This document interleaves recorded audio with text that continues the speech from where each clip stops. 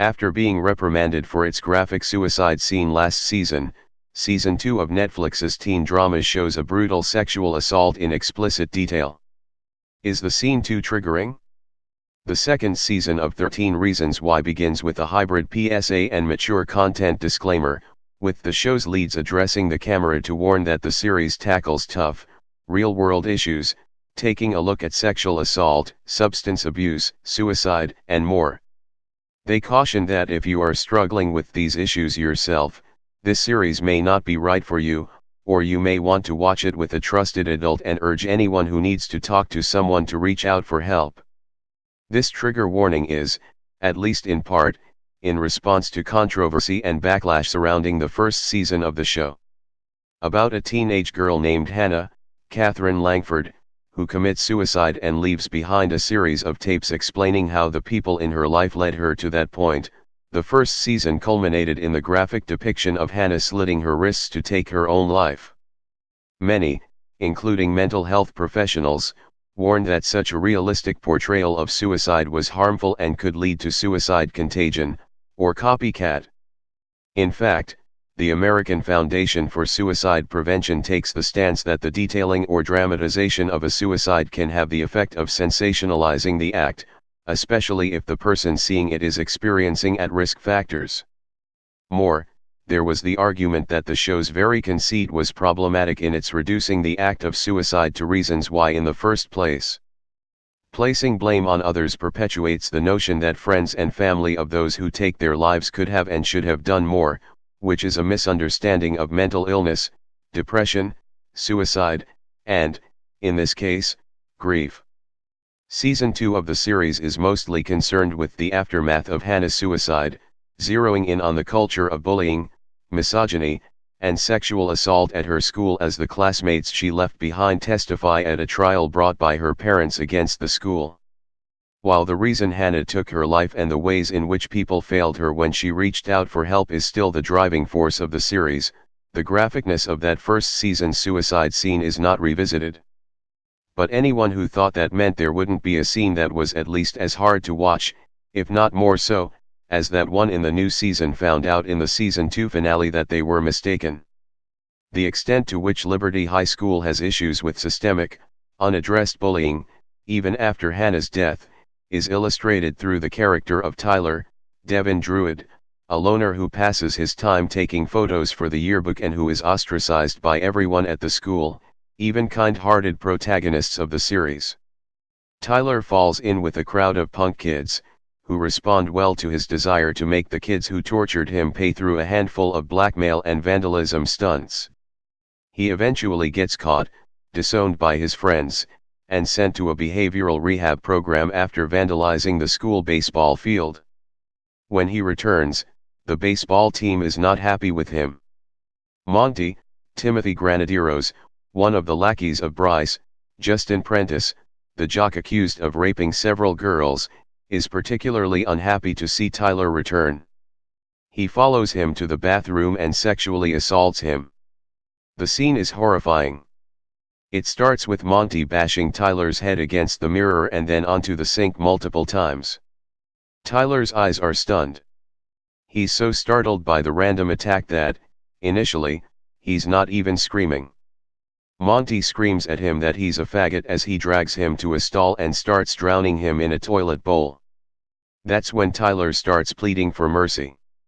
Two other jocks who were with Monty then hold Tyler down while Monty grabs a mop. You know what's going to happen immediately. Monty takes the mop handle and forces it up Tyler's rectum. Tyler's eyes practically bulge when he's entered. He starts to scream but the others muffle his mouth. Monty, a muscular and strong teen by any account, is forcing the handle deeper into Tyler with all of his might, the strain on his face mirroring the pain on Tyler's. When he takes it out, you see how deep it went because of how much of the handle is blood-stained. Monty casually tosses it to the floor as he walks out of the bathroom, leaving Tyler, with his pants down and butt exposed, slumped against the bathroom wall. He starts weeping.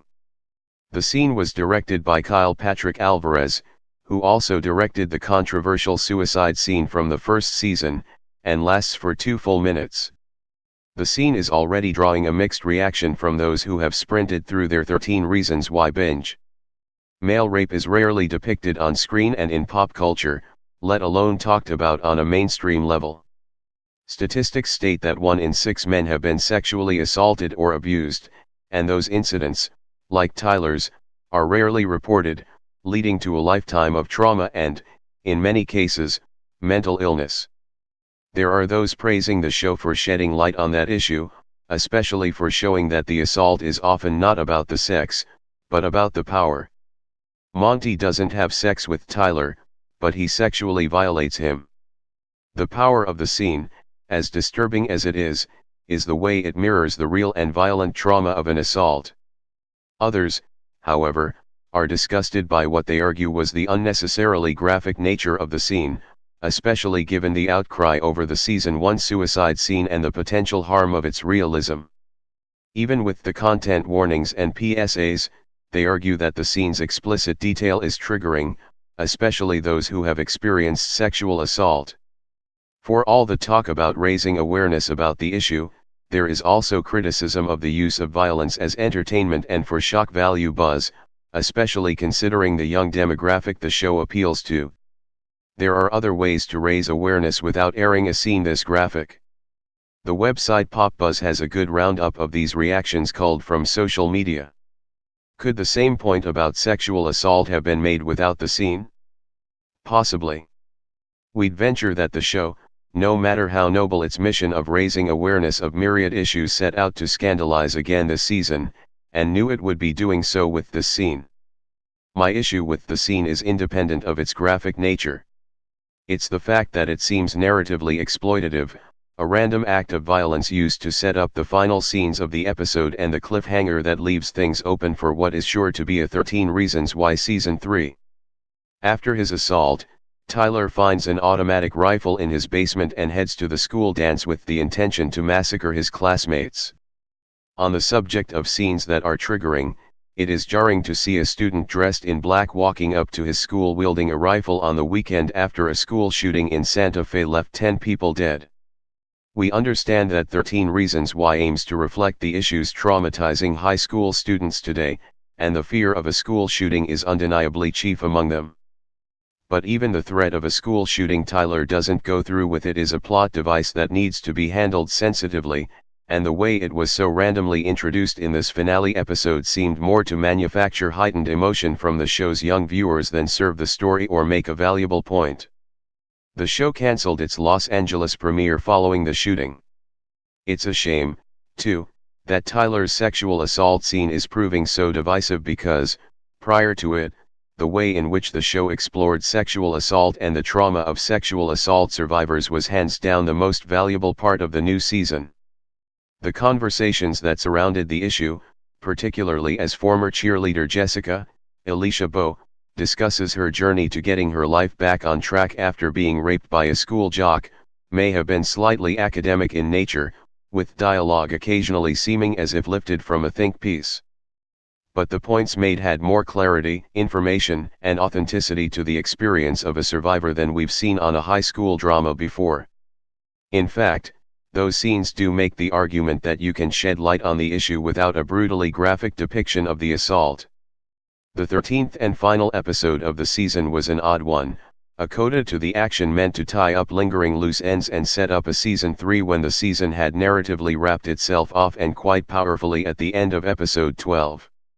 The trial's verdict was handed out, Jessica gathered the courage and support she needed to file a criminal complaint about her rape, and Bryce is arrested on the court steps. The arc of the season was over. Arguably, the entire finale episode, including Tyler's assault, shouldn't even exist. In that initial PSA that aired before the season, Alicia Bowe addresses the camera and says, in relation to reaching out for help if you need it, the minute you start talking about it, it gets easier. That seems to be the mission statement of 13 Reasons Why, get people talking. Just how responsible the show is in pursuit of that mission, 2 seasons in, is still up for debate.